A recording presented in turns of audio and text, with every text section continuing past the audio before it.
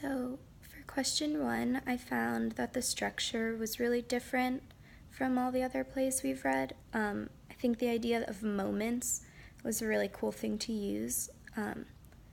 It kind of feels like memory and how memory is saved in our brains, which kept it feeling really real and true to life.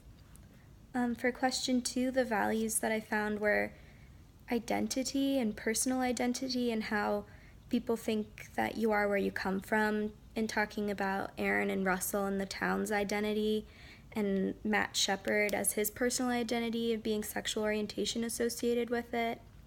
The second value was this idea of public versus private life and the live and let live slogan of the town, and how hate and homosexuality are part of this private lifestyle that people have, and it's not something that's meant to be public.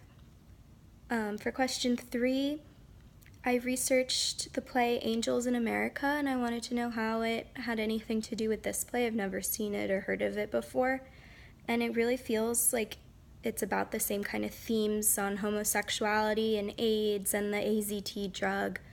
The Mormon Church is also in it, and this idea of God versus God and angels and violence is also in this play. And that connects back to Jediah's performance of when he performed it in high school and after high school, and also Romaine Patterson's Angels that she dressed up as. For question four, I defined diversity as the acceptance of difference, at least in the world of this play.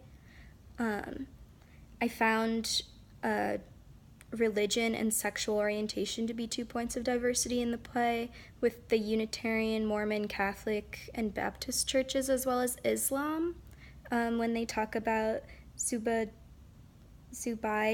Ullah and her experience in the town, and sexual orientation, obviously hetero versus homosexuality, and also economic diversity, such as rich versus poor, and how Matt Shepard was in an economically different sphere than his murderers. For question five, I found the episodic structure to be expansive, and it spans a great deal of time. It's also in a bunch of locations and has so many characters. And also this idea of the individual episodes and the moments that they play is part of that structure. And I think this play is really trying to be realistic in the storytelling, and it doesn't want to tell the story from one point of view, because that's not true to the situation in the town and everybody's point of view in the story. For question six, my two questions are, how do you think Laramie received the final product of the play when they got to see it? And how do you think the more minor characters like Jediah Schultz and Zubaida Ullah play into the story being told?